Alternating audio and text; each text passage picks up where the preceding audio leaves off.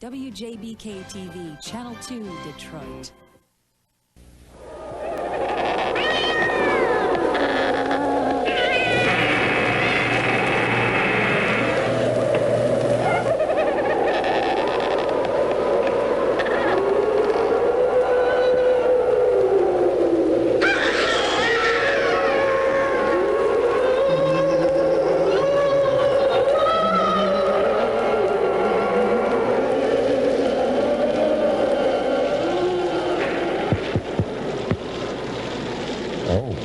That sounded good.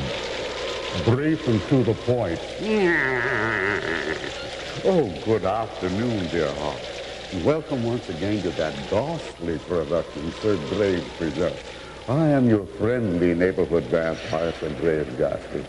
Each Saturday this time on your TV2, I bring you tales of the supernatural, ghost stories, monster tales, stories to chill your blood, tales to run fingers of fear up and down your spine.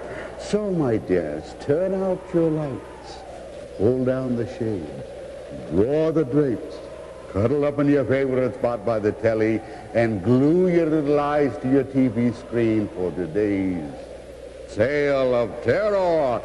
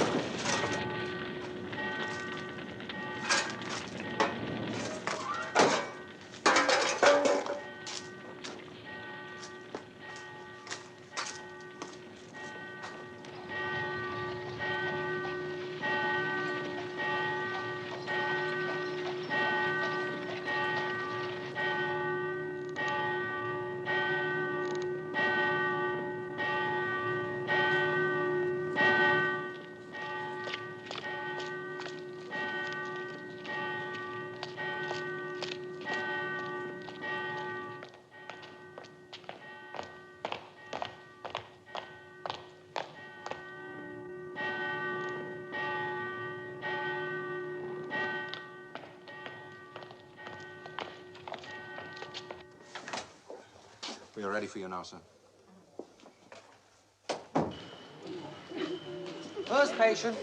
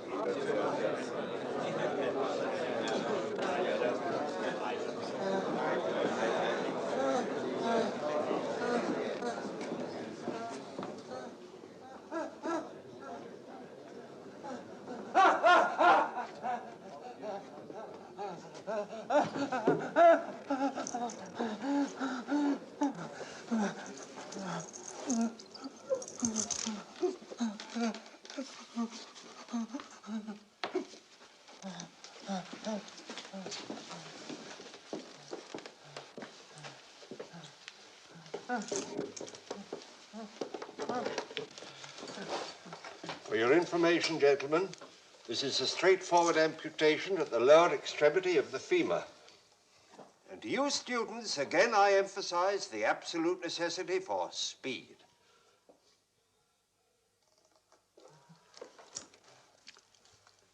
Well, it was a good day's work, Bolton, eh?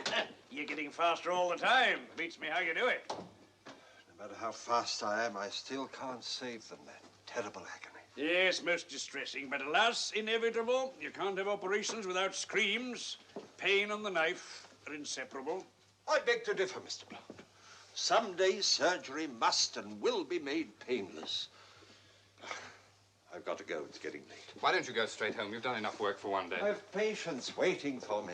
You're not still fooling with that free dispensary of yours in 7 dials. I can't understand why a distinguished surgeon of your ability can squander his valuable time prescribing castor oil and stomach pills for a group of miserable wretches. And how else will those miserable wretches, as you call them, get any kind of medical attention? Well, sure, that's a matter for the authorities. True, except that they repudiate the obligation and do nothing. I really think that setting aside one afternoon a week is the very least that I can do. Ah, you're spending more time than that, Bolton. On top of it all, there are your chemical experiments. If I were you, I should tread a little carefully. People are beginning to talk. Well, let them talk. In the meantime, I'll do what I think is right. Goodbye, Father. I'll see you this evening. Oh, yes. Susan's expecting. Don't be late. Pity your father's so squeamish, Jonathan. But perhaps he's not quite the same with his charity patients.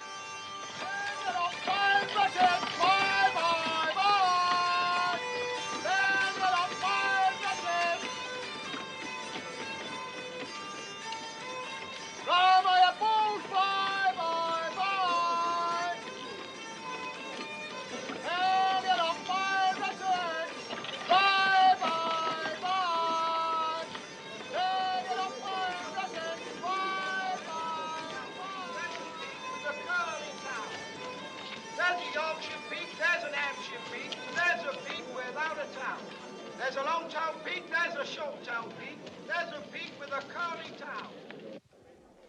Thank you, Doctor. Off with it. Well, now, what's that? It's my Eddie's foot, sir. She's cut it. Well, now, Eddie, we'll just have to have a look at that, won't we?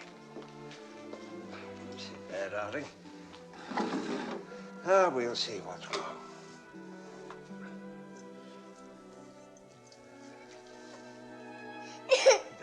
Now, Eddie, that's not hurting too much, is it? Now, there's a good girl. How did you get a cut like this? On a bit of glass, outside the theatre where she sells flowers. It's a very bad cut. You no more flower selling for a week or two. No, sir. I'll keep her home. I mean what I say. You keep this child off her feet or she'll be hopping around on a crutch for the rest of her life. I will, sir. I swear I will. There we are, Eddie. Safe and sound in just a little bit. Use this ointment. See that she has a clean bandage every day. God bless you, sir. I'll see she comes to no more harm. It's hard enough without the money she brings in. Yes, I suppose it is. Well, if it doesn't heal, come and see me in a week, but don't wait any longer. Here. Take that. Oh, thank you, sir. Good day to you, sir. God bless you again, sir. Bye, Eddie.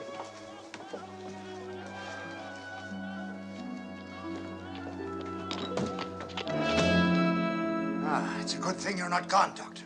Oh, Ben, you're way past my time. Now, what do you want? It's a poor fellow over in my lodging house, sir.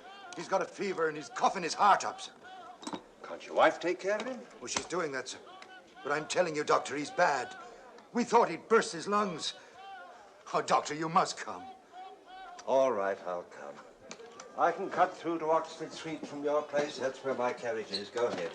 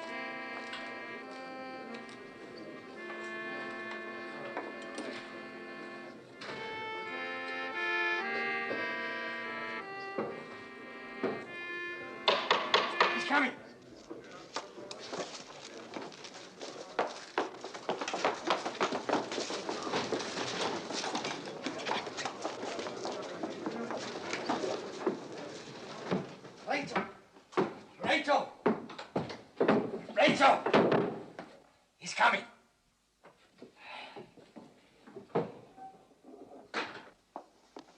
Rosa! How often have I told you to keep this door closed?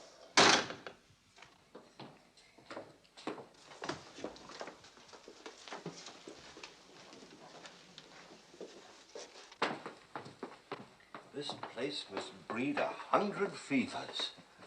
You're right there, Doctor. I furnished it cheap when they pulled down the old smallpox hospital. Where's the patient? He's upstairs. He's on my own bed.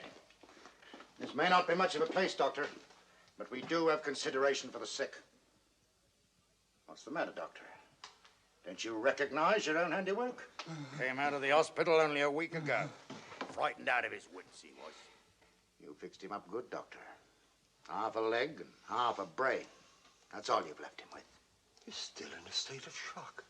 They should never have discharged him in this condition. Come on, out of the way, Ned.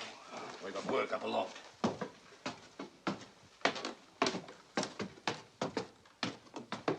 Ben! He's dead! He's dead! Ah, easy now, Rachel, easy. It's no good, Doctor. He couldn't hold on any longer. The wife upset's very easy, Doctor. We'd let's go and see for ourselves.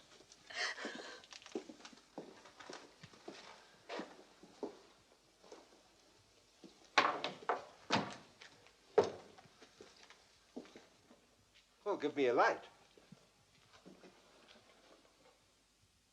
Closer, woman, let me see him. What happened? It was an awful coughing fit. And then there was a sound as if his ribs was rattling to pieces. Terribly undernourished. Consumptive, I'd say. Strange. No signs of a hemorrhage. Who is he? A begging letter writer. One of the best. Name is Scrivener Sam. As good a man with a pen as you'd ever see. Is there anyone to bury him? It'll be a pauper's grave, Doctor. But we'll see him to it. But as you know, we got to have a certificate for the authorities.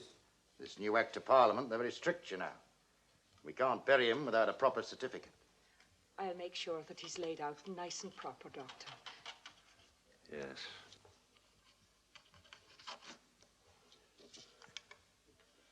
See that he gets a decent burial. Needn't worry yourself about that, Doctor. Could be all above board. Shall I see you out, Doctor? Don't bother. Ben, I warn you, if any of your lodgers are taken ill like that again, get them to the hospital before it's too late. Yes, Doctor.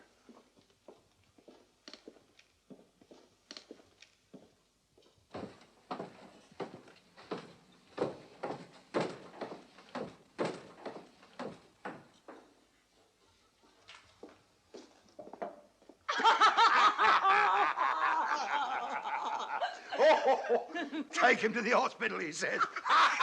He don't know how right he is. Joe.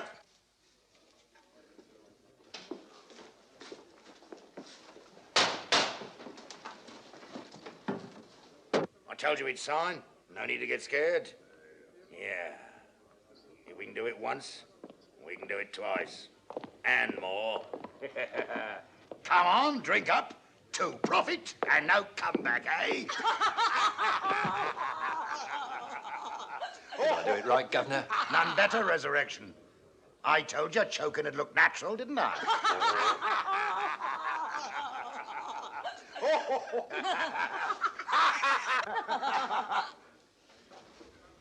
What do you want? Just looking. I've been hearing some strange talk. Well, forget it. Come on. Get back to your room.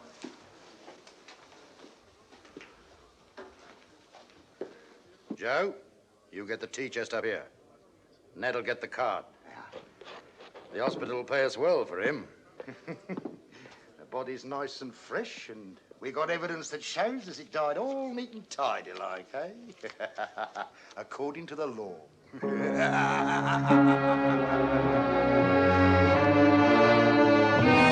It's a nice body, Governor. You have the death certificate?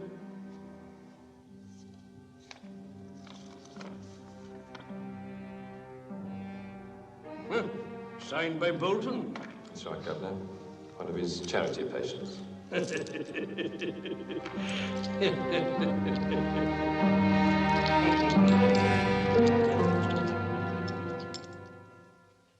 Uncle, you've hardly touched your food. I'm sorry, Susan. I just don't feel like it tonight. You've been working too hard. Susan's right, Father. That dispenser is too much on top of your work in surgery. You can't do both. Maybe I should give up surgery. How can you say that? You're the finest surgeon in the hospital. Oh? What is a surgeon? How do you judge his work? It's to cure, isn't it? Sometimes I wonder. What are you getting at? Today in 7 Dials, I came face to face with one of my so-called successful operations. There he was, his mind destroyed by shock and pain. A fine tribute to my skill. I tell you, Jonathan, I can't rest until we find some way to rid surgery of such horrors. But, Father, your dream of lulling people into unconsciousness, there's nothing new about that. People have been trying to find a way for centuries. Even so, I'm determined through my experiments to find that way. Just isn't possible. Perhaps Blount was right. Perhaps pain and the knife are inseparable. Don't tell me you believe such wicked nonsense. But we only know of one way to reduce the agony. Operate quickly. And, Father, you have a sureness and a speed unmatched by anyone. Why waste your time with these foolish experiments? How dare you say I'm wasting my time? Because Now you know stop as well it, as both of you. But I don't understand how 2 of you can be so stubborn. I'm sorry, Father. It's all right, Jonathan. But I am making progress. One of these days, I'm going to surprise you both. And we're going to help you in every way that we can. Of course we are. I must get back to the hospital. Can't you stay for a little while? No, I'm sorry, Susan. I can't. I'm on call tonight. Well, we won't delay you. Don't be late.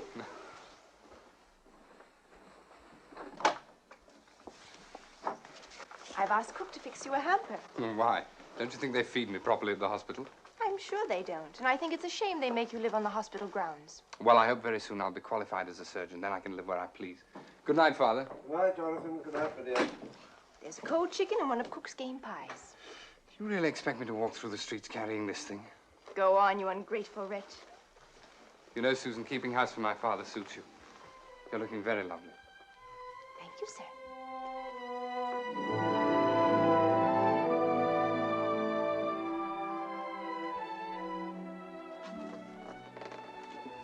Good night. Night.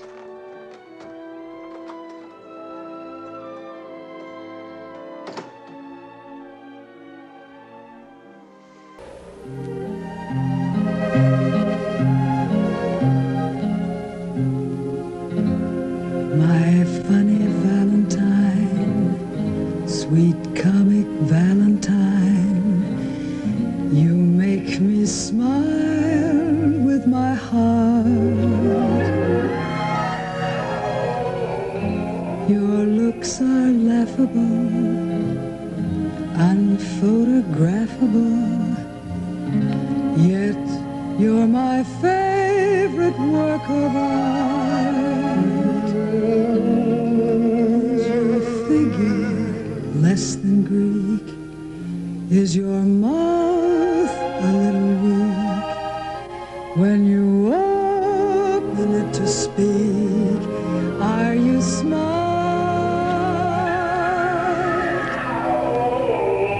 But don't change a hair for me, not if you care for me. Stay, little Valentine, stay.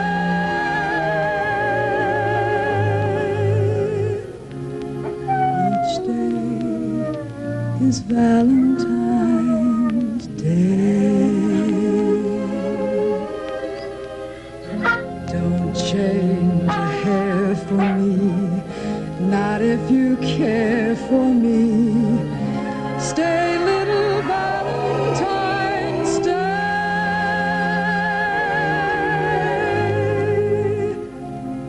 Each day is Valentine's Day.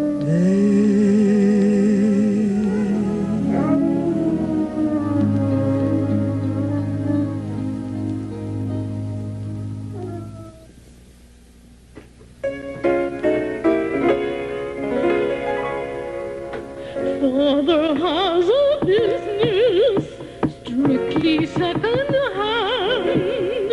Everything from toothpicks to a baby grand. Stuff in our apartment came from Father's store. Everything I'm wearing, someone wore before. It's no wonder that I feel abused. I never get a thing that ain't been used. I'm wearing second-hand hats, second-hand clothes. That's why they call me second-hand Rose.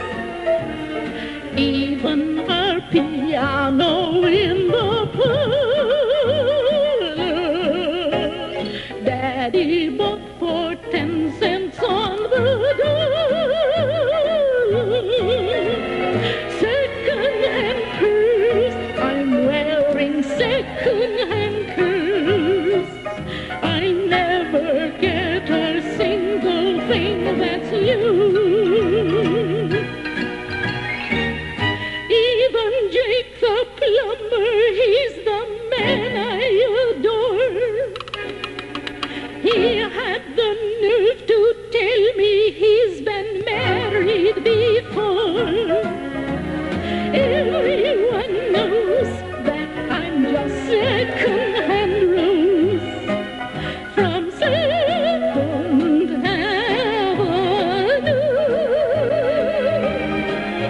From Second Avenue.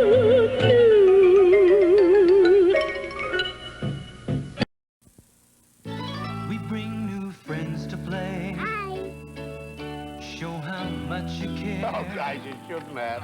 Gee, we bring good things. We bring good things to life. We bring you closer, closer to the ones you love. Gee, we bring good things to live in. We bring good things to life. Hey, what's the big attraction? I don't know, but everybody's dying to get in. And once they're in, they're dead. Because new Raid roach traps have all this adhesive for total trapping power to kill tough roaches dead. Raid attracts them, then traps them, so you can just throw them away. Come on, what do we got to lose? Whoa! Everything! Raid! New Raid roach traps. Total trapping power to kill tough roaches dead. Save 20% on all closeout mattresses and sets now at Kopecky Mattress. Yes, save 20% on twin, full, queen, or king size. And Kopecky will pick up your old mattress when they deliver the new one. You get Kopecky's limited 15-year warranty plus 1 2-year free firmness adjustment. Every mattress is custom-made in your choice of fabrics. Save 20% on closeout mattresses and sets now at Kopecky Mattress on Conant, 3 blocks south of East Davison, east of I-75 in Detroit. Open Thursday till 9. Sale ends August 31st. This experiment will test the properties of a strange gas prepared with nitric acid and granulated zinc.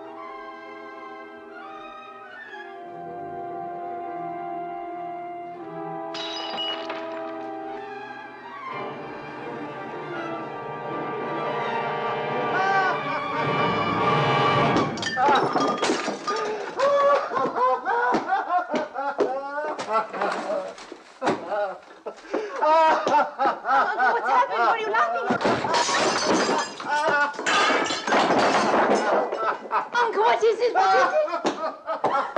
Why are you laughing? Why are you laughing like that? Stop it. Get hold of yourself. Get hold. Be still. Uncle, be calm. Sit down. Sit down quietly. Uncle, what have you done to yourself? You frightened me laughing like that. Susan, you're dreaming. I've been working. I'm not dreaming. You've cut your hand. Look at it. Look at it. You slashed it on the glass. I was here. I saw you. Didn't you know? Didn't you feel it? No. Uncle, you've done it. You didn't feel it. You've done it. Uncle, you didn't feel any pain.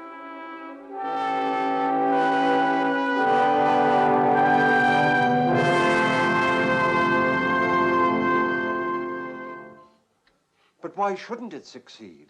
I've performed a dozen experiments since the night I gashed my hand. It's all here, and it works, I tell you, it works. Well, Tom, the idea's certainly a novel one. When can I give a demonstration? Well, permission from the chairman and the House Committee would have to be obtained. And then there's the question of a patient. I have my man already picked out. I see. And he has agreed to take the risk? Risk? There's no risk, providing the patient's heart and lungs are sound. Well, I'll put your request before the committee. Point out to them what it would mean to the hospital to be able to say that the first operation without pain was performed within these walls. Now, look, Tom, are you sure you're ready for a demonstration? I know I am. And, Charles, it'd be a crime to let that agony go on a day, an hour longer than necessary. Well, it's your reputation that's at stake and not mine. Let's hope your optimism is justified. Well, now, if the committee agrees, shall we say Monday week at 3 o'clock? Good. I'll be ready.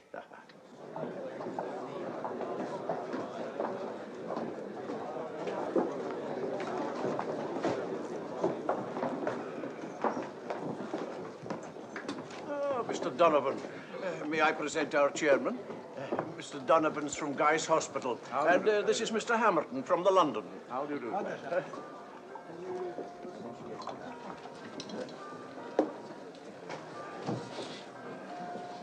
What?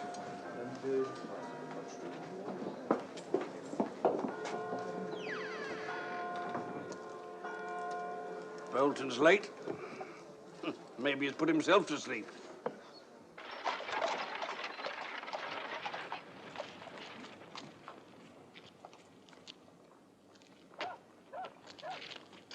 Careful with it, Peter. Uncle, I hope all goes well. Of course it will, my dear. Look how many times I've tested my patient. Good luck. Thank you, Susan.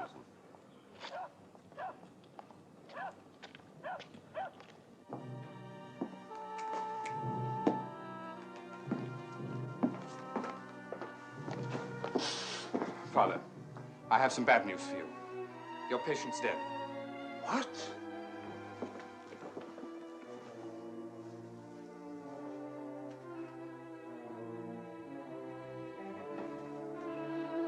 What happened? Sudden stroke. You can't go through with this now, Father. You'll have to cancel the demonstration. Have people say I was afraid to put my theory to the test. Certainly not. We must find another patient. But you can't possibly... We must.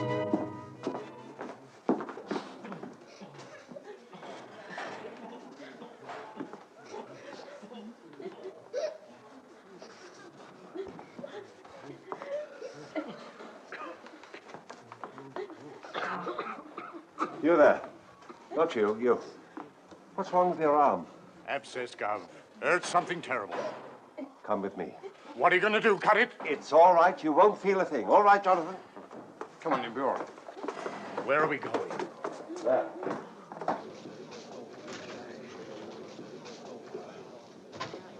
Good afternoon, gentlemen. I must apologize for being late.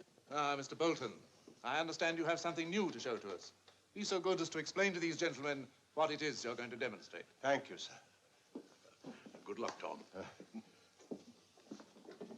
All right, Jonathan. Sure. Cheers. All right.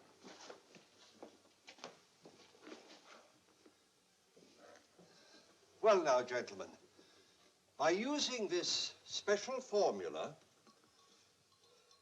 which contains nitrous oxide, and which I will administer through this inhalator, I propose to render the patient insensible. Which one is the patient? I will then operate upon his arm, and he'll not feel the slightest pain.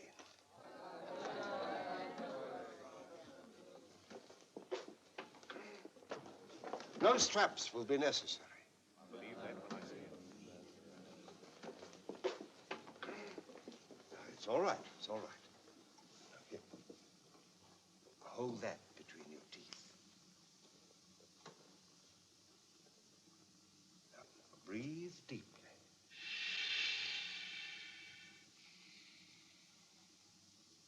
Deeper.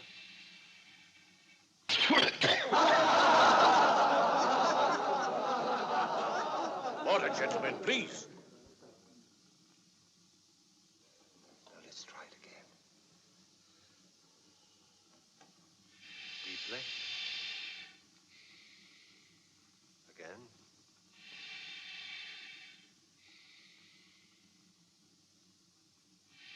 Deeper.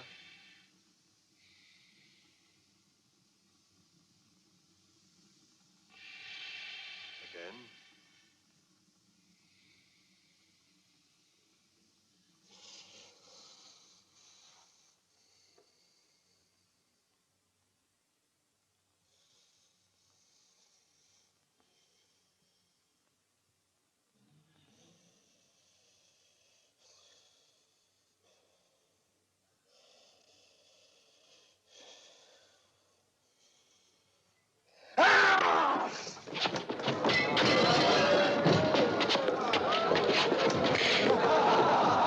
Get off with me, will you, you dirty butchers? I'll show you. Come here.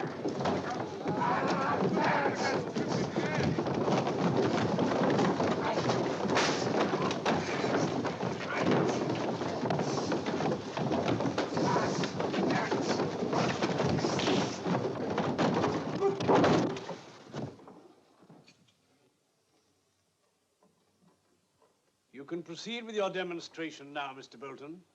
Your patient is unconscious.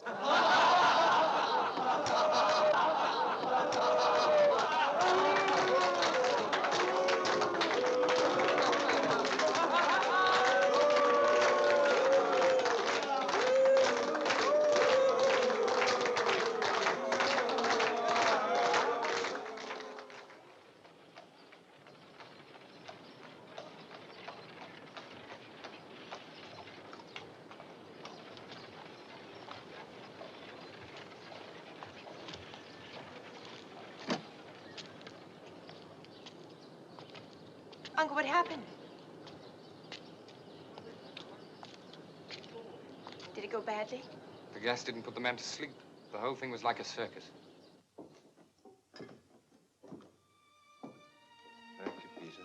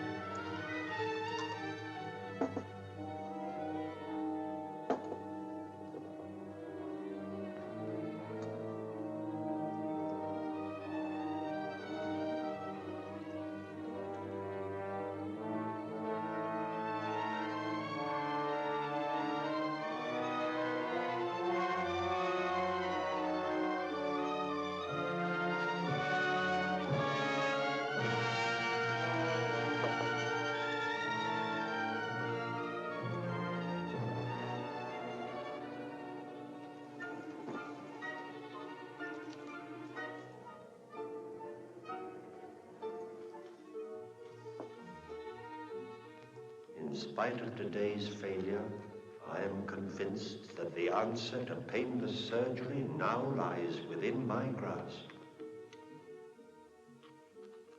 For a few vital seconds, the patient was completely oblivious to the pain of the knife. However, the formula must be strengthened so that the patient remains unconscious until the operation is completed. Tonight, I propose to conduct a further experiment on myself, this time using a much stronger formula containing tincture of opium.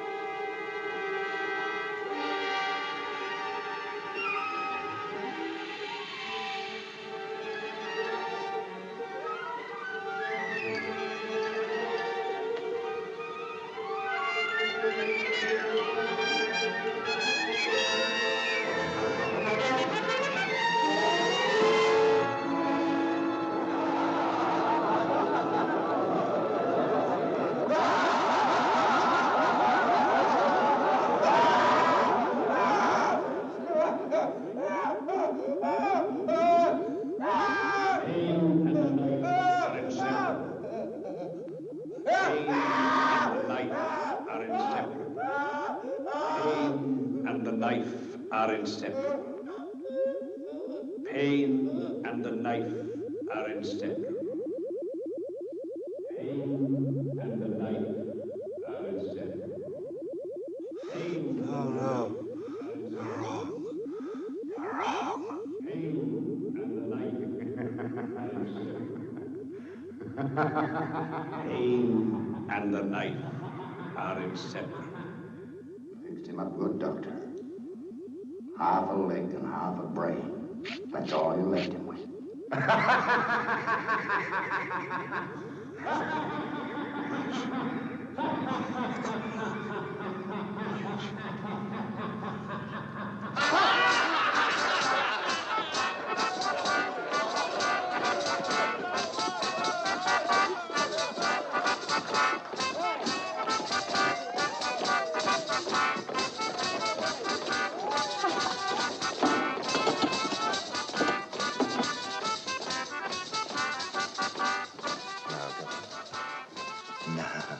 Wait a while. It'll be easier to handle then. There's another lad who'll never earn an honest penny again.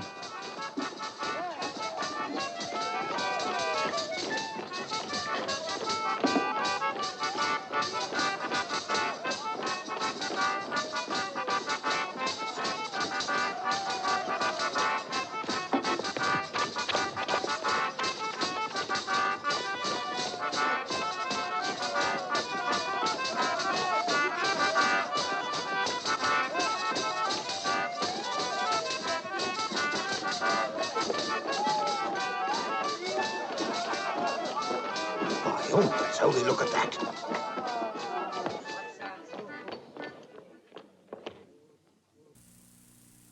Clinton, Colorado.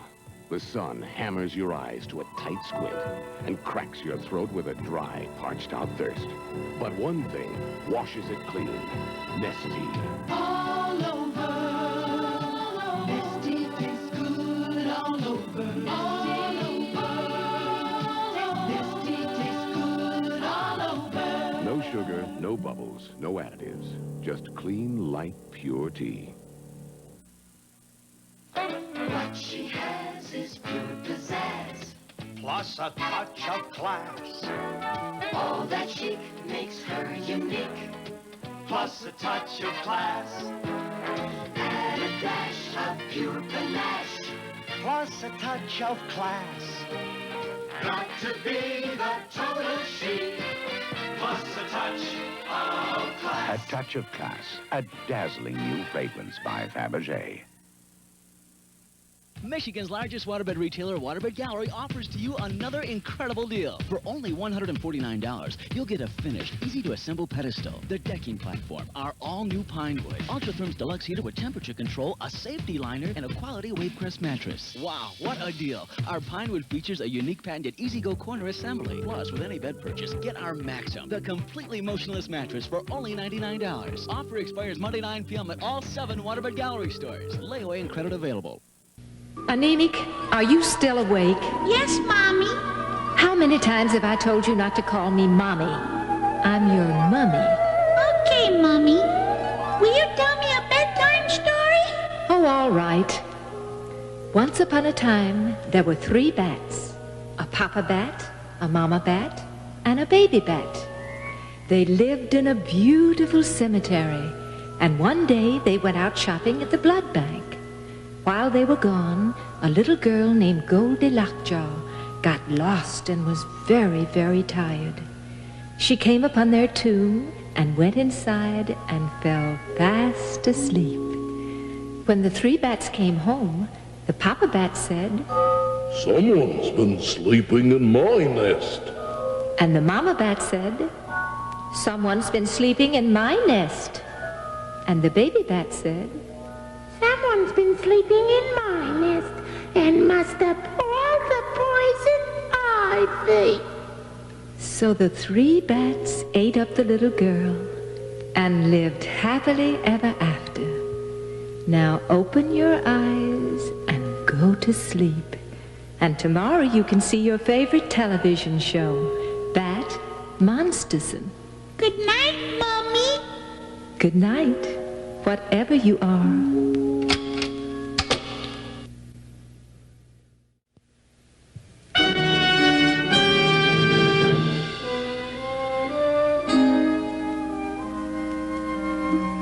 Vampire, my sweet.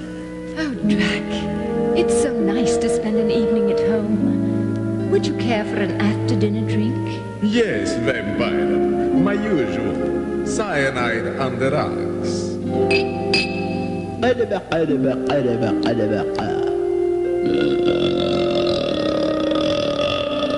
Pardon me, my dear. Remind me never to stop in at the Savoy Plasma again. I must have gotten hold of some tired blood. Oh, darling, I'm such a lucky girl. Tell me why vultures are circling above. Clammy, clammy, clammy's in love. And how does it feel when we stand hand in glove? Clammy, clammy, clammy, my love. I'm inhuman too, just like you. I fell with a thud. But how can a fellow win when dames get in his blood? Bride and groom, furnished tomb, and images of clammy, clammy, clammy's in love.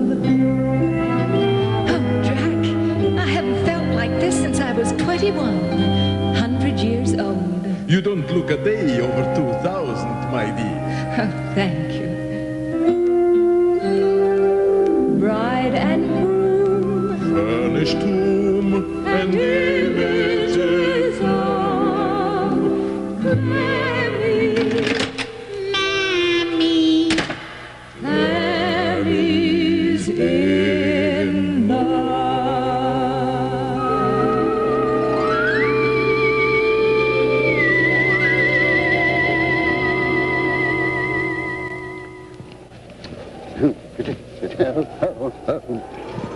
Hi. I'm Walters, the Graves alter ego. And I understand my old alma mater is playing again this week. And if you don't mind, I'd like to encourage them with some vocal backing. Piano, please.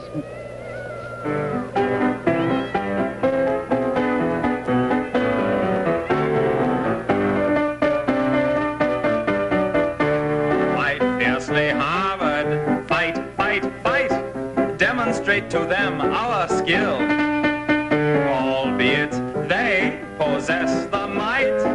Nonetheless, we have the will.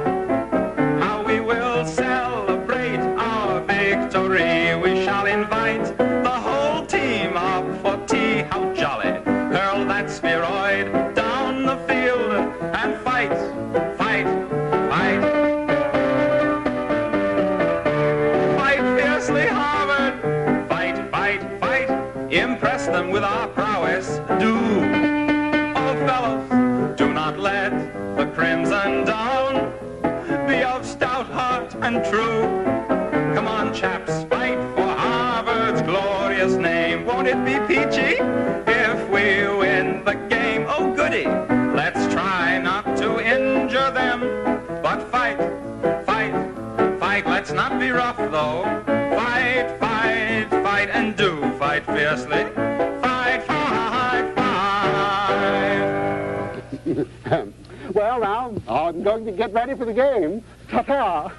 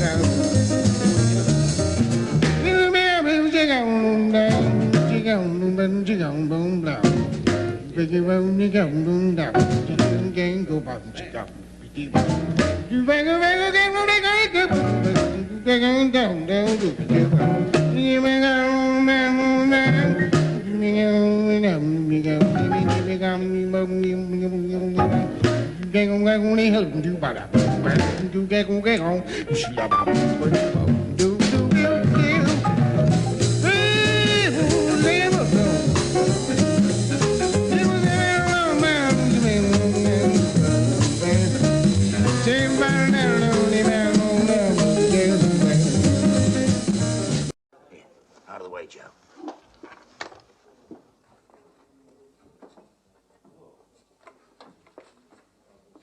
Well, Doctor, this is an unexpected pleasure. Where is he? I must find him.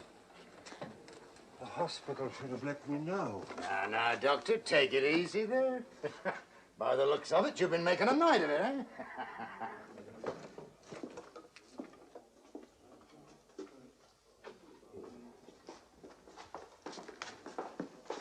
The one-legged man. Where is he? I must help him.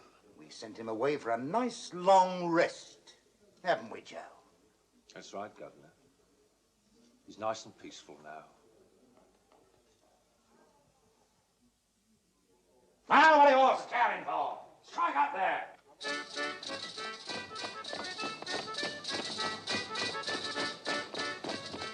Come on, Doctor. Come and sit down, eh?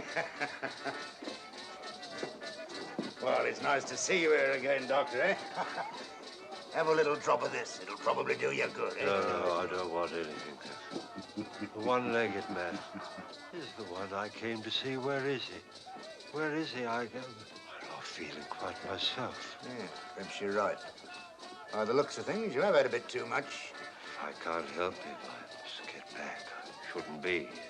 I must get back. Oh, well. We'll see you home safe and sound, won't we, Ned? Don't worry, Gov. I'll take care of him, all right. Come on, sir. Come on.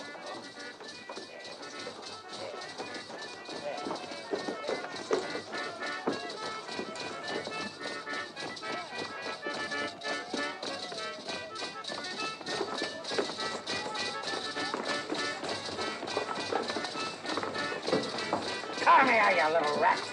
Ah, now, what are you doing?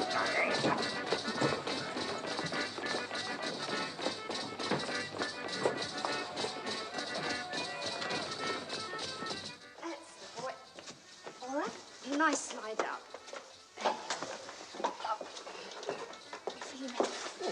All right, Rosa, I'll take care of him. Ben wants you downstairs. You'll be all right, Jim. Nice and comfortable.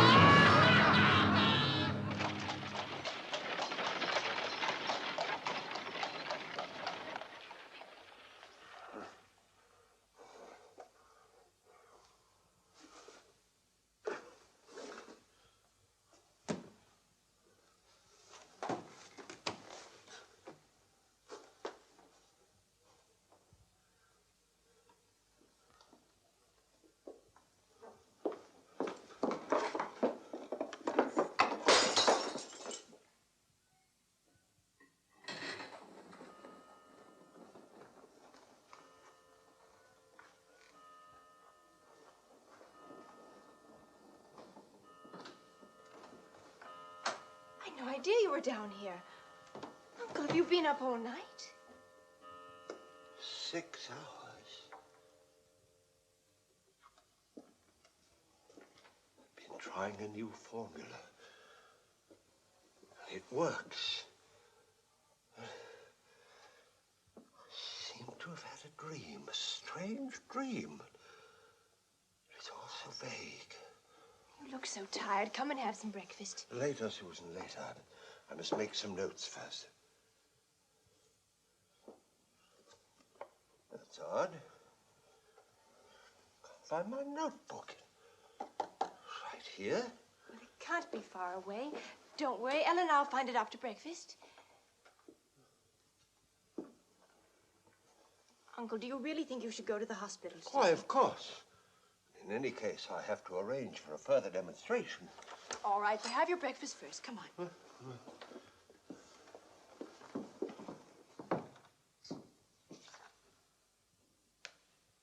I thought there was something funny going on.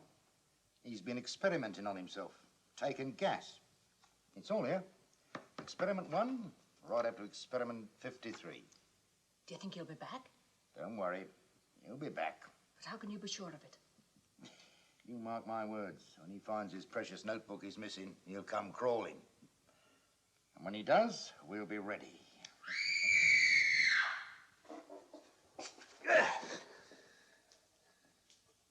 Come on, Rosa.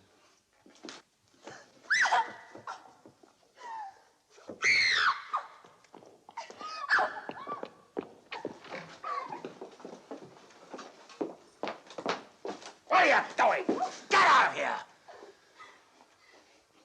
Served you right. You should know better than to fool around with him. Someday you'll wiggle that bottom of yours just once too often. Come on, Rachel. We've got work to do.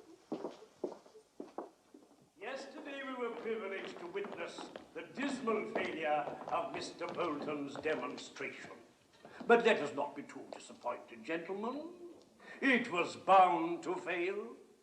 Ever since surgery began, man's destiny has been to suffer in order that he might be cured. And no one can change that, gentlemen. Not even Mr. Bolton. Now let us get on with our work. Mr. Williams, will you be so good as to demonstrate upon this cadaver as to how you would propose to cut through the radius and ulna? Oh, Mr. Chairman. Good morning, Mr. Bolton. How fortunate. The superintendent said I could have a word with you before the committee meeting. Very well, Mr. Bolton. I've made startling progress, and I'm most anxious to set the date for another and this time successful demonstration. I'm sorry, Mr. Bolton. That is a matter for the committee to decide. Precisely what I wanted to talk to you about. I wonder if my request could be put forward on today's agenda. After what happened, I do not think this is the proper time to broach the subject either to me or to the committee. However, I suggest you speak to the secretary. Excuse me, gentlemen. Time to open the meeting, Mr. Chairman. Thank you, Mr. Hardcastle. Oh, be so good as to instruct Mr. Bolton when it will be convenient for the committee to discuss the advisability... Advisability? The advisability of his conducting a further demonstration of his painless operation technique. But, of course, Mr. Bolton, at your service. I thought perhaps this morning. Not today, Mr. Bolton, please. Perhaps if you would look in at my office tomorrow or the next day. It's time that I join the others, Mr. Bolton. Well, really, I must insist thank that I you, get Mr. a better Bolton. hearing.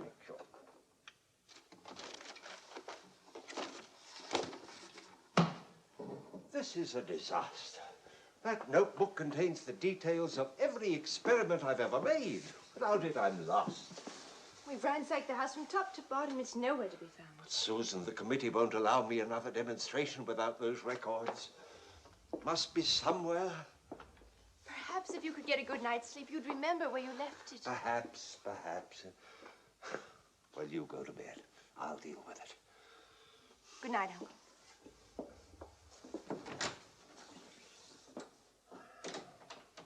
What were those proportions?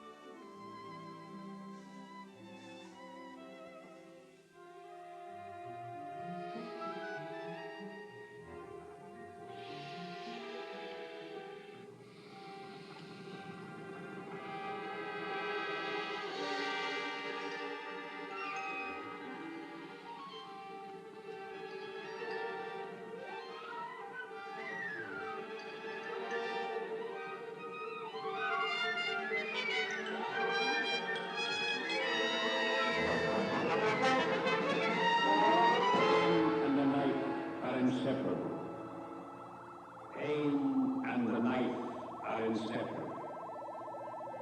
Pain and the knife are inseparable. Pain and the knife are inseparable. Pain and the knife... Oh, no, you're wrong. If I had my notebook, I could prove it to you.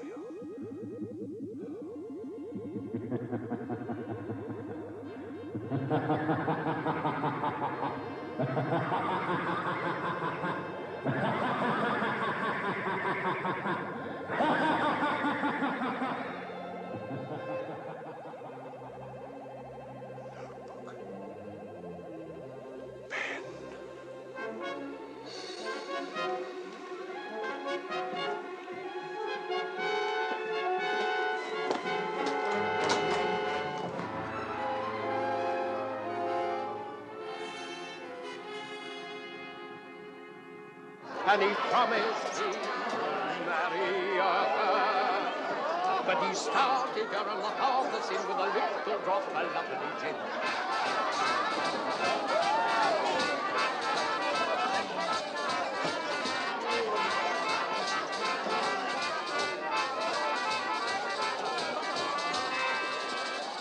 In the tavern just out of jail, an old hag sits with a pint of ale. He likes his food, he likes his song. He likes the women to think he's strong.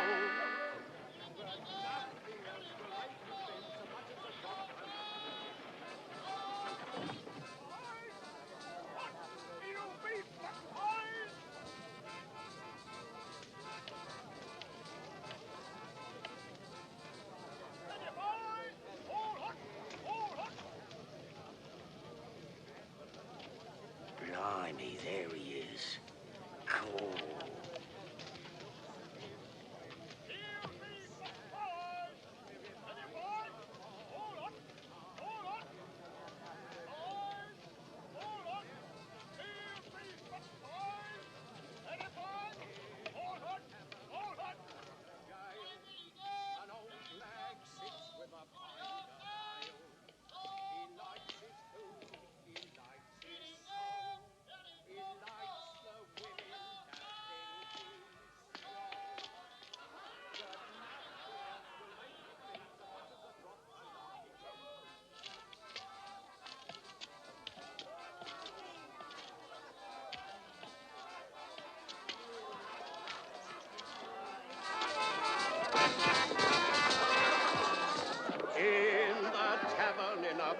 silky hat sits a girl who holds a skinny brat.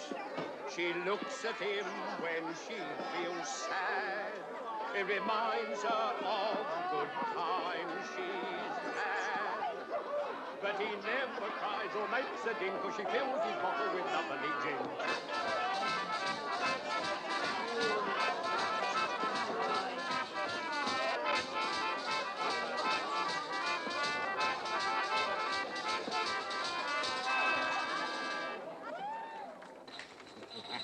Looking for this, Doctor? It's my notebook. It was stolen from me. Not so fast, Doctor. Please, please. Ah. No, don't destroy it. I must have it back. You hear that, Rachel? The doctor wants his book back.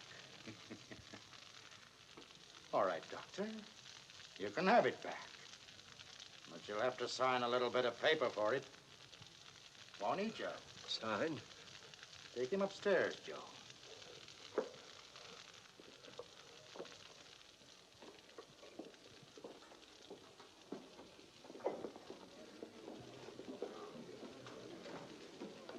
Give him a jig. Let's have some life. What are we going to do to him? You keep your nose out of what doesn't concern you. Go on, get back to the customers.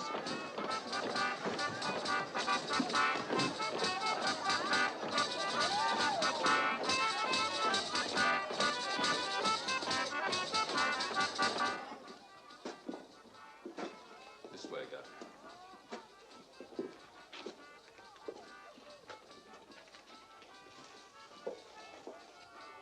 Jim Simmons, typesetter. I treated him for his hand. That's all. It's like I said, Doctor. You can have your precious notebook. All you have to do is to sign this death certificate. It's already filled in, neat and proper. I can't sign that. I don't know how he died. You're getting too particular, Doctor. It's a favor for a favor, Doctor. You want your book? Hospitals want bodies. They pay us well, eh, Rachel? He died peaceful, Governor. Come on, Doctor. Sign the paper.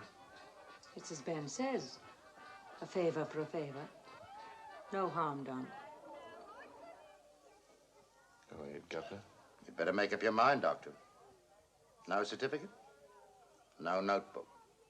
No notebook, Doctor.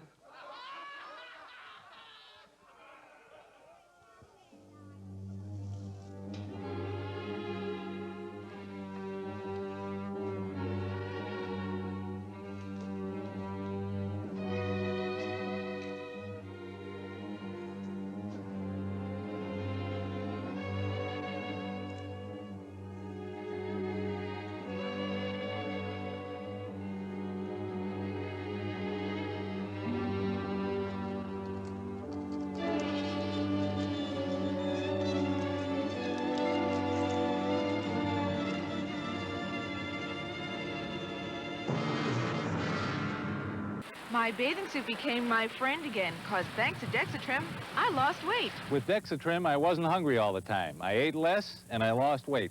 The extra-strength Dexatrim diet plan. Without question, the strongest diet pill formula you can buy without prescription. Just one-time release capsule works all day to help you diet and lose weight.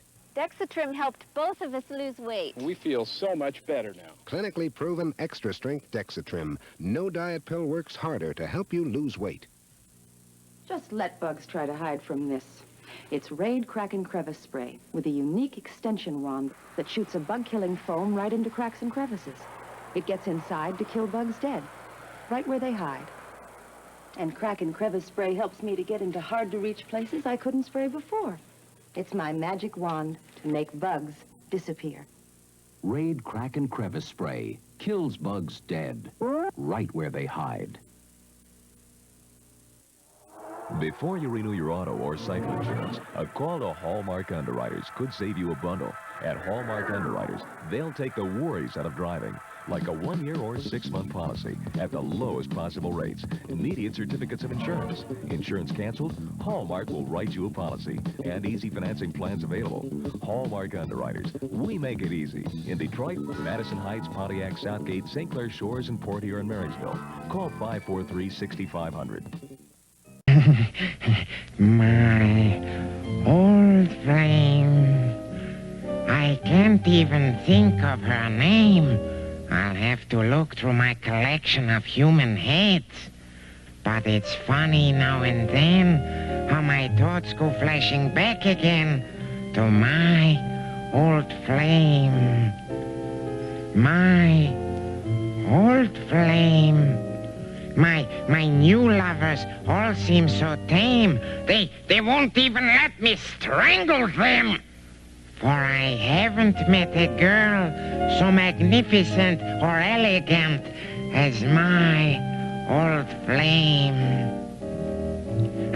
I've met so many who had fascinating ways, a fascinating gaze in their eye. I saw this eye, so I removed the other eye, that eye that kept winking and blinking at other men. It was some who took me up to the skies. But their attempts at love were only imitations of my old flame. I can't even think of her name. Wait, what was her name? Doris, Laura, Chloe, Manny, Mo, Jack. No, it couldn't have been Mo. I can't stand it, I tell you. This is driving me sane.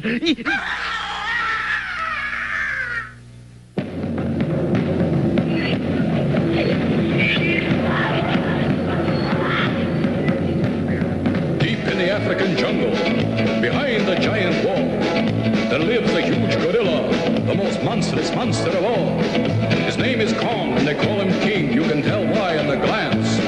And everything starts jumping, then he goes into his dance. Oh, it's the King Kong stomp. There's no escape. Yes, it's the King Kong stomp. He just goes ape, and the jungle shakes with a mighty sound. When King Kong starts to monkey around.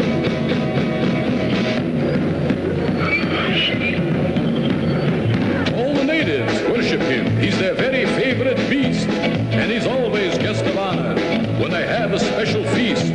Then the jungle drums begin to play a beat they know he'll dig, and Giant Kong puts on a show that's really, really big.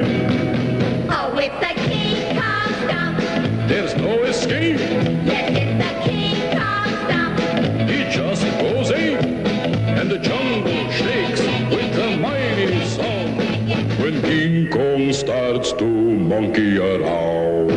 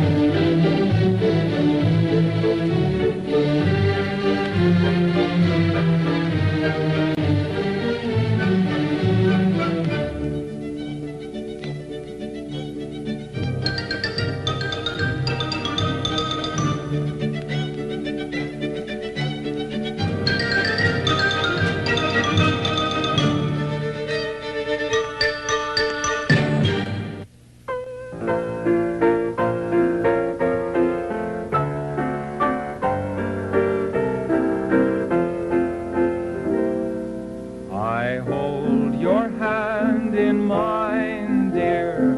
I press it to my lips. I take a healthy bite from your dainty fingertips. My joy would be complete, dear, if you were only here. But still I keep your hand as a precious souvenir. The night you died, I cut it off. I really don't know why. For now, each time I kiss it, I get blood stains on my tie. I'm sorry now I killed you, for our love was something fine. Until they come to get me, I shall hold your hand in mine.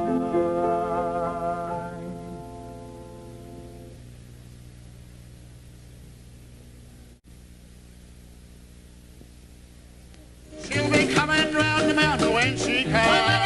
They've been hanging round the mountains all these years, singing songs about them train-wrecked engineers.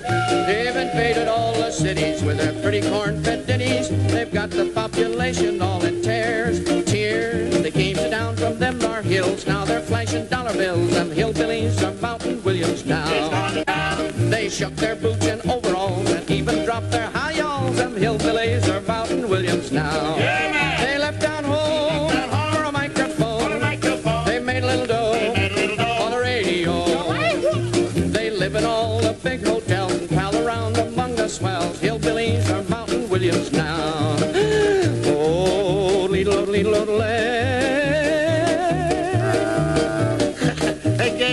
They descended.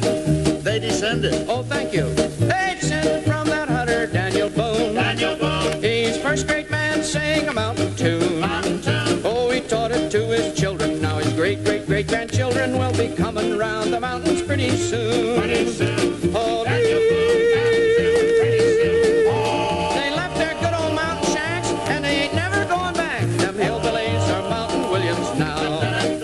Their checkered suits and flashy ties would give their kin a big surprise. Hillbillies are Mountain Williams now. They left their pals and a barefooted gals. They're buying pearls for the chorus girls. They play guitars in big hotels, play around among the swells. Hillbillies are Mountain Williams now.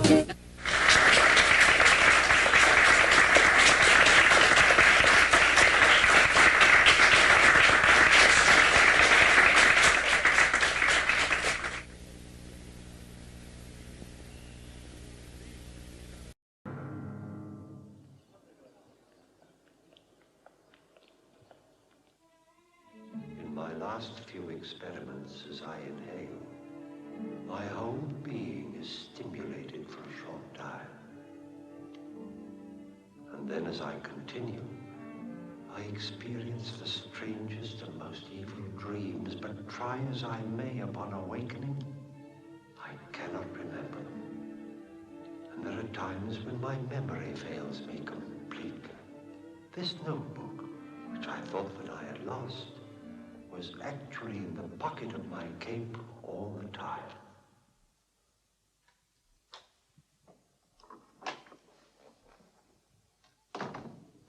Uncle, your breakfast. It'll be cold. Why, you found your notebook. Yes, my dear. It was in the pocket of my jacket after all. Must be getting absent-minded. Now, that proves you're overworking. Nonsense, I'm all right. Well, you won't be able to work this evening at any rate. Why not? Uncle, you are getting absent-minded. You invited Superintendent and Mrs. Matheson to dinner. To tell you the truth, I had forgotten. Aren't you doing yourself serious harm by inhaling these gases? Oh, Susan, I'm so close to success. You wouldn't want me to stop now, would you?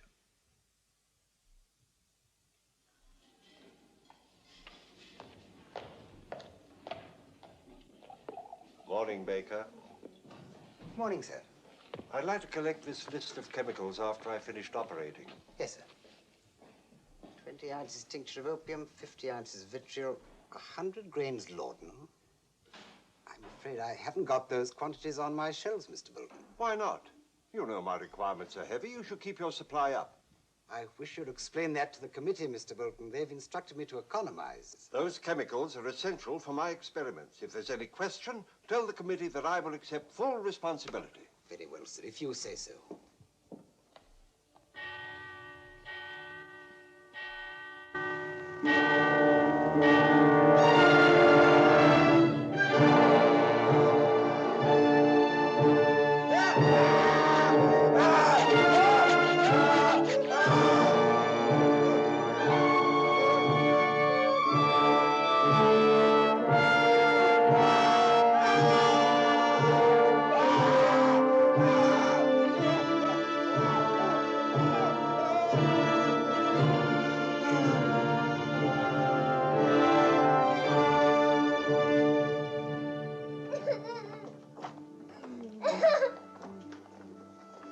Father, I know you've finished operating, but there's a child here you ought to look at.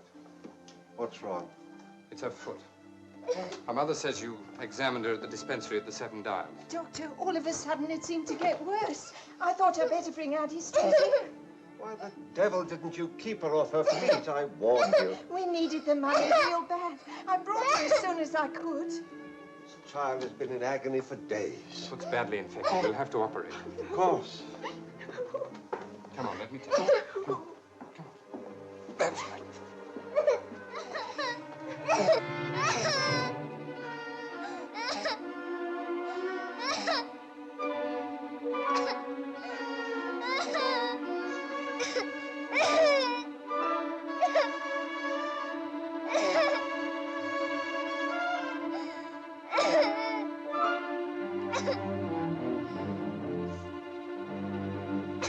If he doesn't hurry, the child will bleed to death.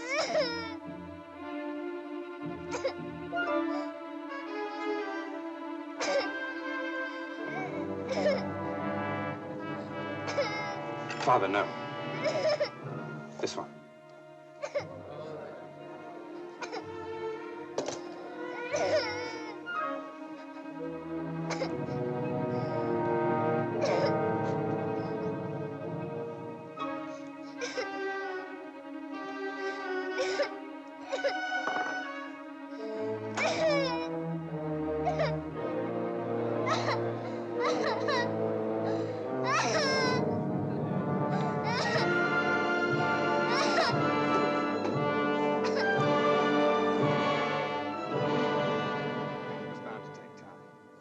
The girl has a very good chance of recovery. Oh, I know, but speed has always been the essence of your father's skill. I wonder what can be keeping your uncle.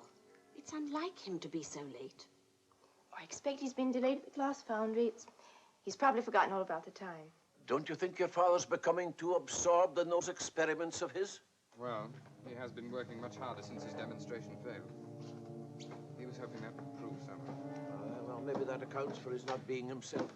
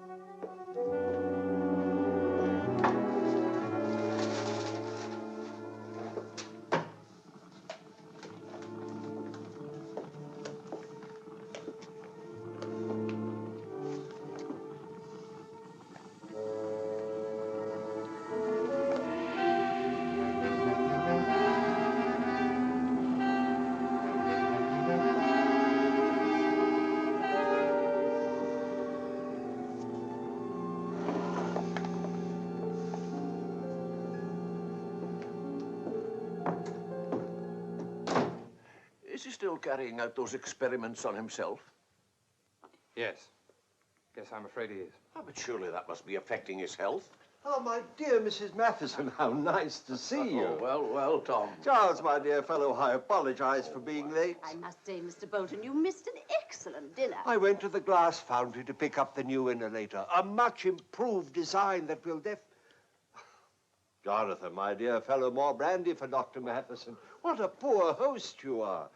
And here are those reports that you insisted I make out for the committee. Now, I want them in their hands first thing in the morning. Don't you think it might be a good idea if you took a holiday before continuing your researches? Nonsense. I'm perfectly well. Never felt better in my life. Believe me, but there's Thomas, not that much time to waste. Now, please prepare a demonstration as soon as possible. Oh, don't press me too hard, Thomas. You'll destroy all you're trying to do if you don't learn to control your impatience. Please, Charles, don't bully Mr. Bolton. Mr. Bolton, tell us something of what it is that you're trying to do. That is, if you think that we're capable of understanding. You doctors fill your conversation with such technicalities that, of course, we do find it rather difficult. Such a delightful evening. I always admire this house so much. Well, good night, Susan, dear, and thanks for a pleasant evening. And good night, Tom. Good night, Charles. Good of you to come. Good night, my dear. See you in the morning. Good night, Uncle.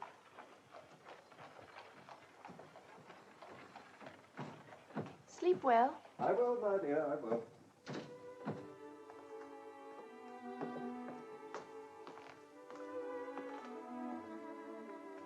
I think your father's taking our advice. It's the first time in weeks he's gone to bed early.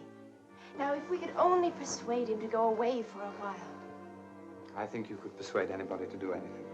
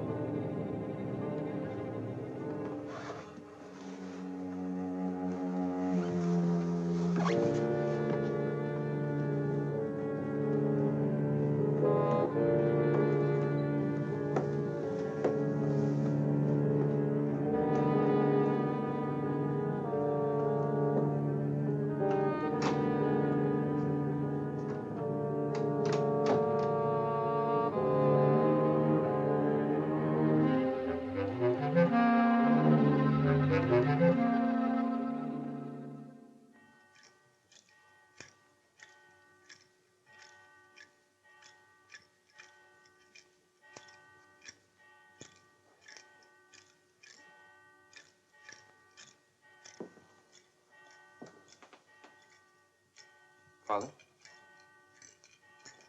Father? Father, I don't think you should operate today. I'll be all right as soon as I start working. I'm a little tired, of course. If you could only see yourself, you're a sick man, Father. We're ready for you, Mr. Bolton.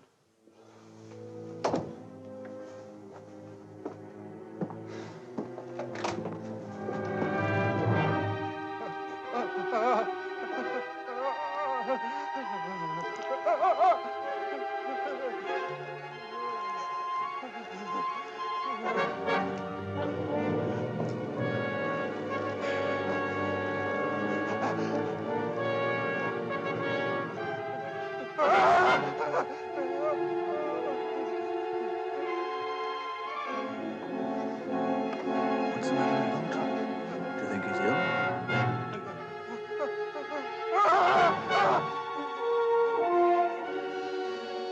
Jonathan, please, continue. It was almost murder. I saw it with my own eyes. The man's a danger to the public. Nobody's safe while he has a knife in his hand. He's gone to pieces. Mr. Bolton has been overworking, that's obvious. He needs a holiday. Holiday?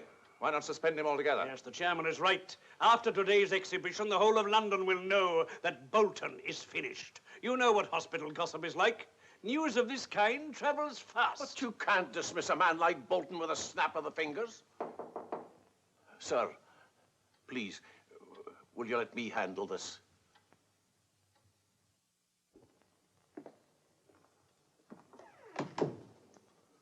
You sent for me, Mr. Chairman?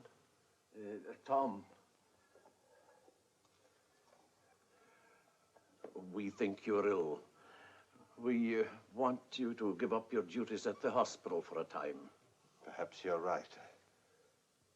Seems I can't control my hands anymore. Oh, Thomas, you're one of the finest surgeons we have. We don't want to lose you. Now, why don't you take that holiday we talked about? Forget your experiments for a while. Forget my experiments? But that's impossible. I'm ready for my next demonstration. Mr. Bolton, the committee have decided against holding any further demonstrations.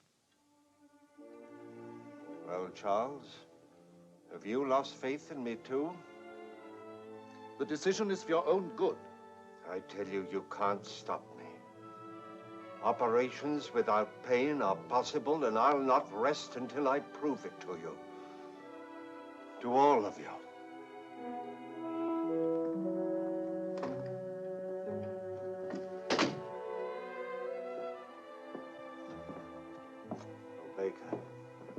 Going away for a while, I'll need this list of chemicals. Certainly, Mr. Bolton. If you'll be so good as to leave it with me, I'll see that you have your supplies as usual when you return from your holidays. I must take them with me. I'm sorry, sir, but those are the committee's instructions. Good day, Mr. Bolton.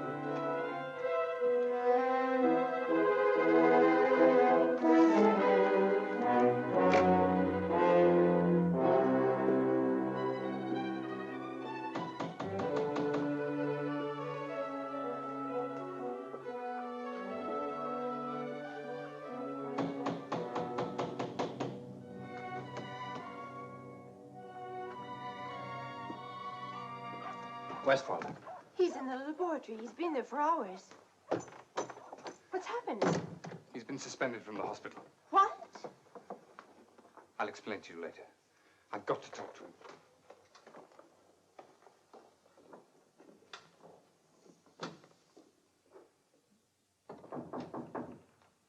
Father. Father, it's Jonathan.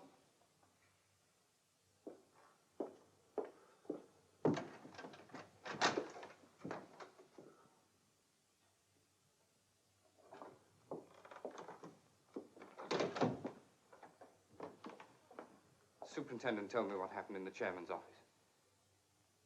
I'm sorry, Father. Is the patient all right? Yes. God. Well, I'm finished as a surgeon. Good thing you were there to carry on. Father, don't talk like that. At least it sets me free to concentrate on my work here. I suppose it's no use trying to convince you that these experiments can only lead to further disaster. Oh, but you're so wrong, my boy. Look, I'm convinced that I have here the formula that will lead to painless surgery there. Jonathan, I need your help. The hospital won't give me any more supplies. Look here. That's all that I have left. Father, can't you realize the hospital stopped you for your own good? Yeah, but that's the only place that has these chemicals. Weeks ago, I ordered them specially. Why won't you face the truth? Father, you've become addicted to these inhalations. They're affecting your mind and your body.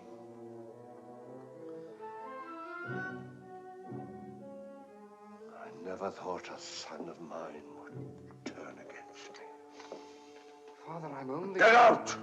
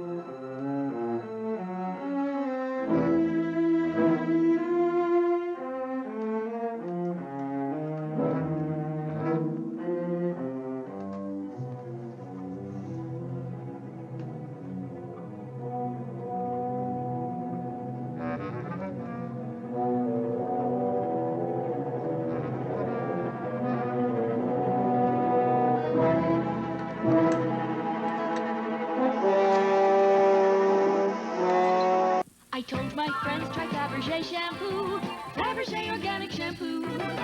And they told their friends, and they told their friends, and they told their friends too. Original Fabergé Organics Wheat Germ Oil and Honey Shampoo. For super body, super shine, and super fresh smelling hair, insist on genuine Fabergé Organics. They're not all the same, so get the Fabergé name, and you'll tell your friends, and they'll tell their friends, and they'll tell their friends too.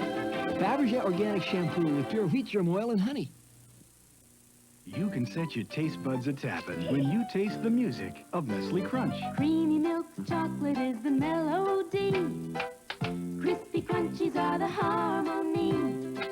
The two together are music to munch. Come on and hum a few bars of Nestle Crunch.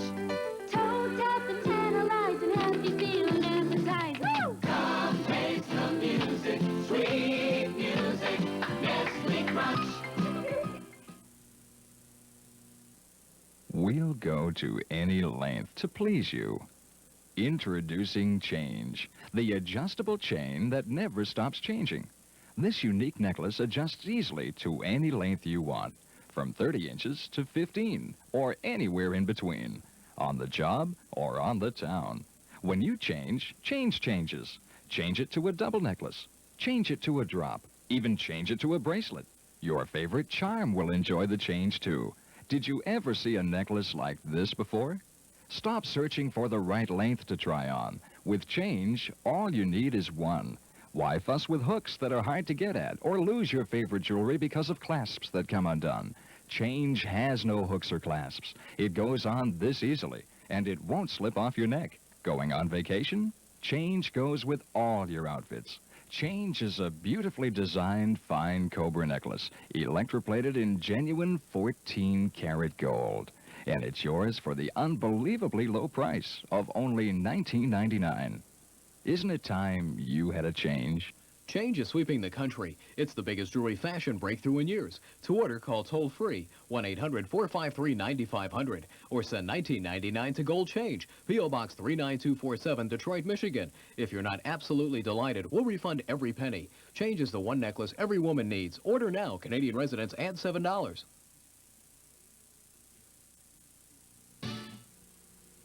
Germac introduces a new conditioning secret. Germac's new instant conditioners, I think they're sensational. My hair feels so clean. And look, it's so shiny, full of body, healthy looking. There's a new Germac instant conditioner just right for your hair, too. That's Germac's secret. Every conditioner, every shampoo is professionally formulated to meet your hair's special needs. Germac's new instant conditioners.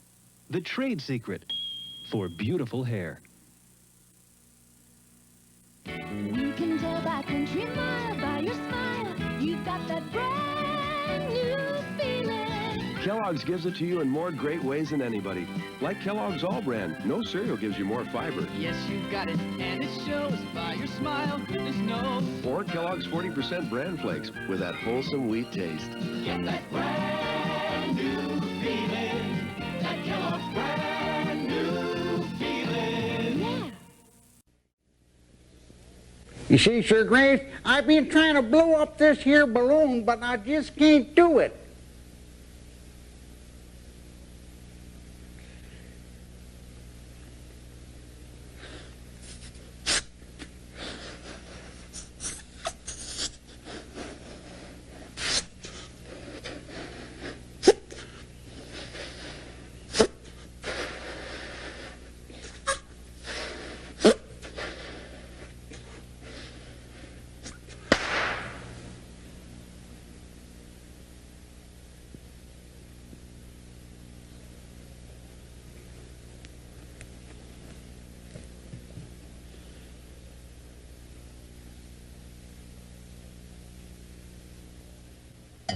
Okay, fellas, let's do a cha-cha-cha to end all cha-chas. I'm the shriek of agony. Your blood belongs to me. At night when you're asleep, into your crypt I'll creep. coffin that's made of pine. Oh, yeah. You'll be Mrs. Frankenstein. Yeah, here's swinging ghouls we're gonna be. 'Cause I'm the shriek of agony.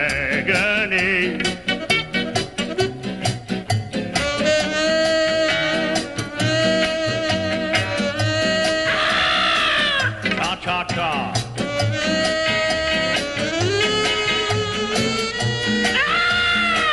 Cha-cha-cha. Come flip your lid with me.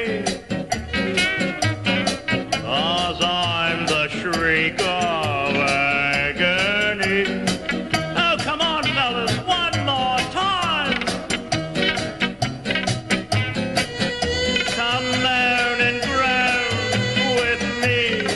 Yes, sir, 'cause I'm the shriek of agony. That's it, fellas. Rock it. Yeah. Go. Go. Go. Go.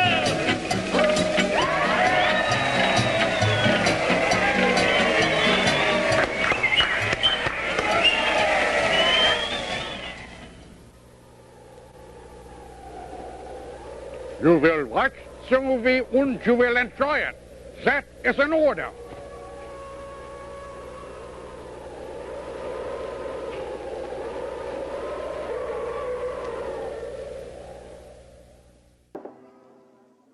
I tell you, I must have those chemicals.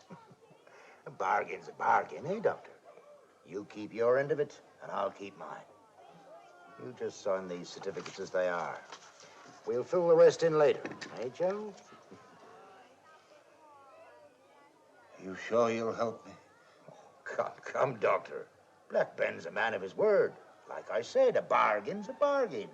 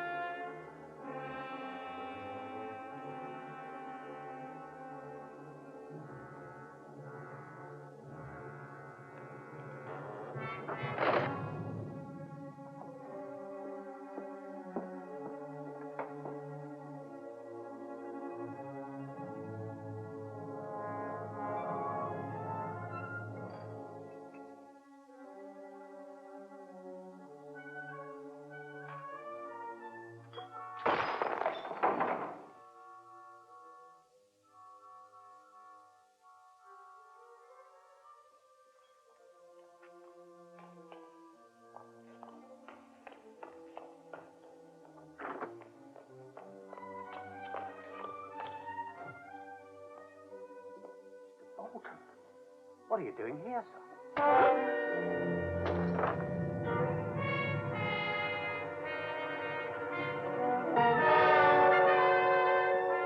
There was no need for that.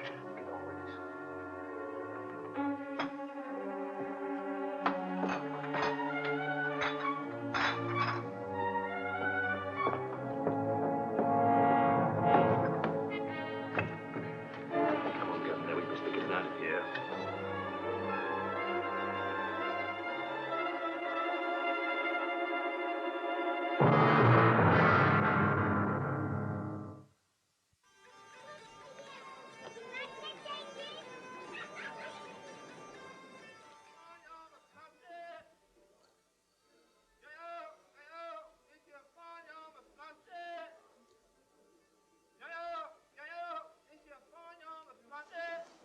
What are you doing here? You're in Black Ben's, Doctor. Morning, Doctor. Just in time for a bite to eat.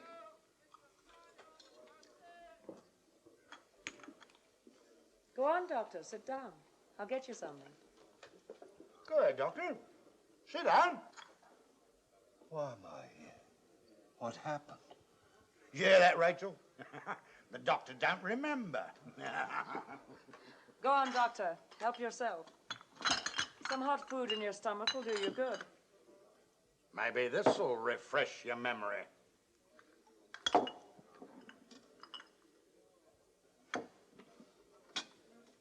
Morning, Governor. Heavens, the night porter. Oh, no. Let's get to the hospital at once. If I was in your shoes, Doctor, I'd lie low for a bit. Ben, the police were snooping around the doctor's dispensary, asking for him. Like I said, Doctor, you'd better keep out of sight. You can rest easy here. There's none better than Ned the Crow for spotting the peelers. After all, if you look after us, we gotta look after you. Ain't Joe? As far as the police know, poor Evans was knocked down from behind and then stabbed to death. What kind of chemicals were stolen? We won't know that until after the dispenser checks his inventory. But I fear the worst. If we only knew where he was, if we could just talk to him.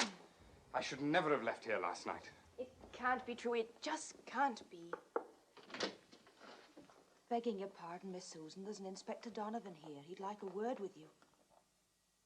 Show the inspector in, Ellen. Thank you. Forgive me if I intrude, but I was hoping to talk to Mr. Bolton. I'm afraid he's out. I'm Jonathan Bolton. I assist my father. Can I help you, Inspector? Yes, perhaps you can. We wish to verify your father's signature on this death certificate. Yes, that's his signature. You will notice that the handwriting above differs from the signature. I wonder if you recognize it. No, I'm afraid I don't. I've never seen it before. Can you tell us what this is all about, Inspector? We have reason to believe that Mr. Bolton has somehow been tricked into signing false death certificates. Are you sure of that? Quite sure. Well, I've taken up enough of your time. Please tell Mr. Bolton that it is essential that we speak to him as soon as possible. Thank you. Good day. I'll see you out, Inspector.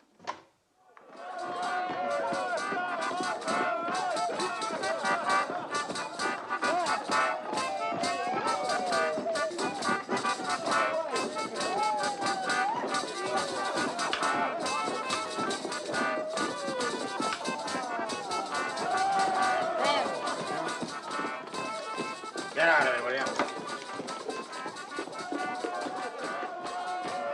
How's the doctor? Having a bout with his conscience, I guess. He'll only give us trouble. We ought to get rid of him.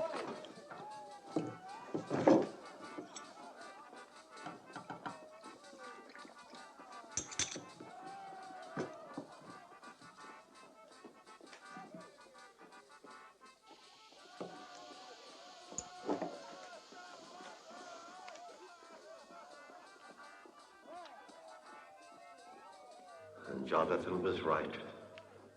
I have become an addict.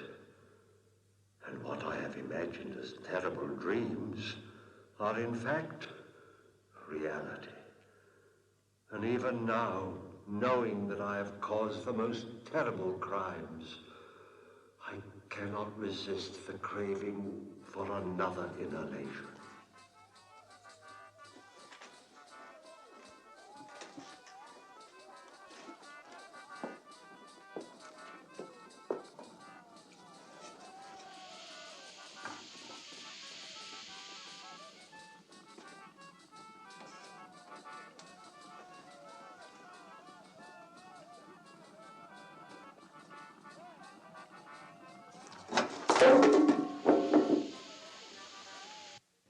Sir, I don't think we should wait any longer to question Mr. Bolton.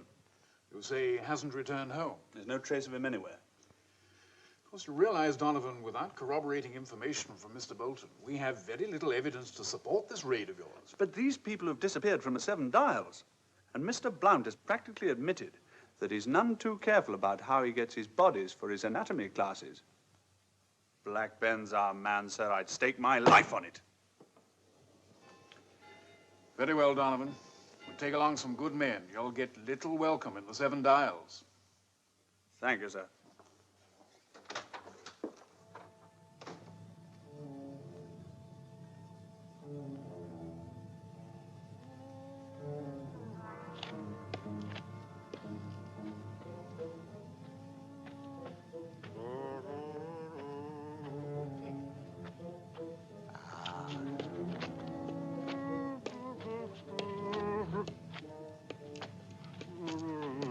Ah, there you are, my friend.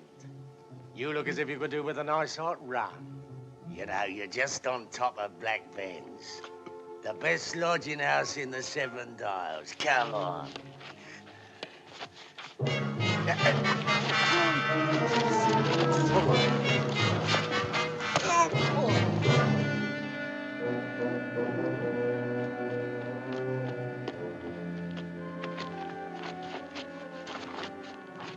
Good work, Thompson. Now take your men through this alley and round to the backyard. Keep well covered. Yes, sir.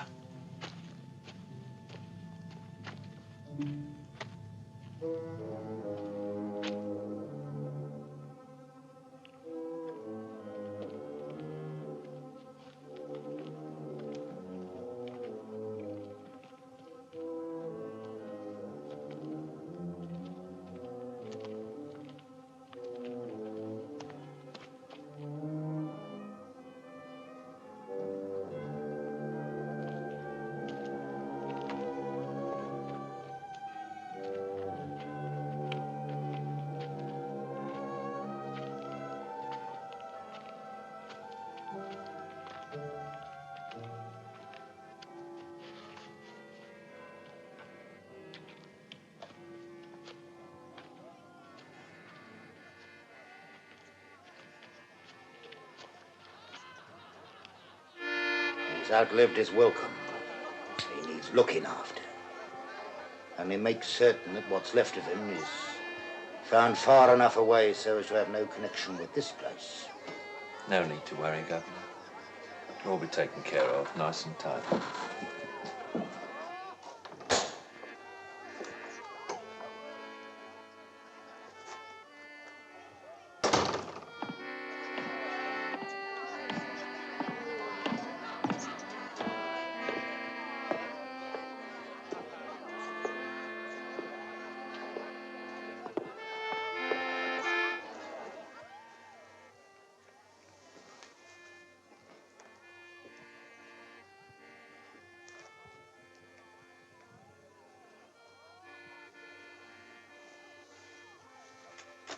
No need to be frightened, Governor. It's the Peters! Every man for himself!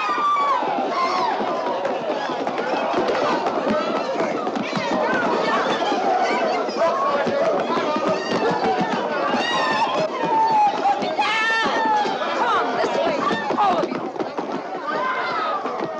Go on, get through that door. Go on away.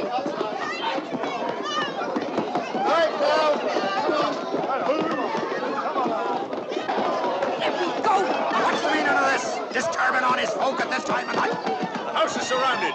We've orders to search. You'll find nothing in this house. Stand aside, Ben.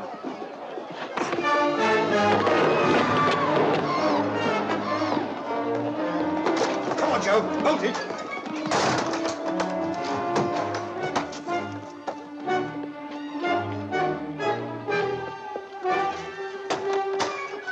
Come on, up over the roof. It's best I finish it.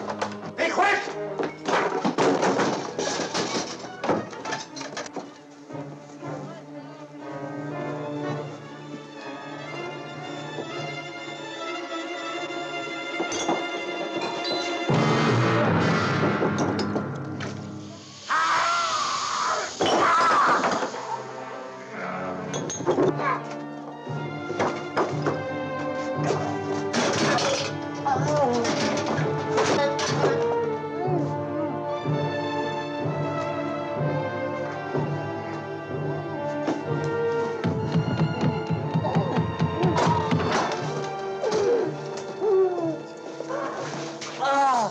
Take him away.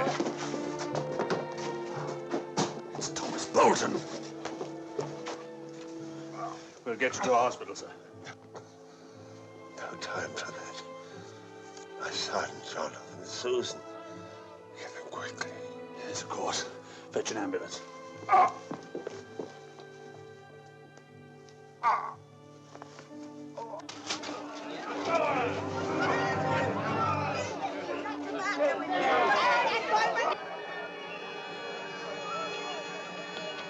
There he is. You're finished, Ben. Might as well come down. Take the other men round over to the bakery room.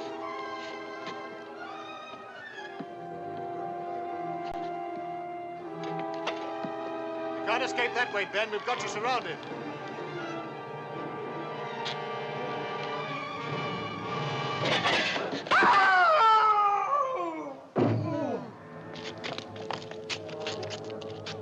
Go and fetch Inspector Donovan.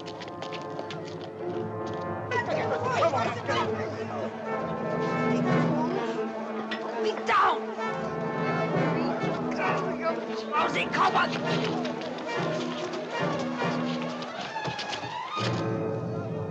Ben!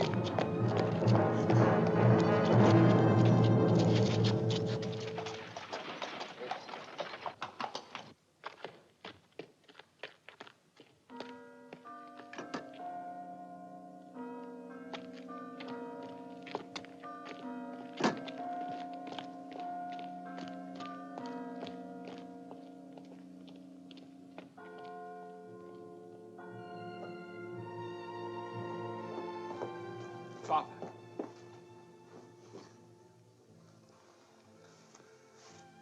It's no use, Jonathan.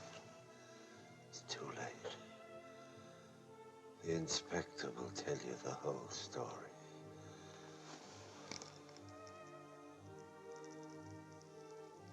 Dear Susan, forgive me for what I did. I was too anxious to prove my theories. But Jonathan, somewhere within these pages lies the answer to painless surgery. I beg of you to carry on. Prove what I failed to prove. That pain and the knife can be separated. I will, Father. I promise you. I'll see that nothing stands in his way.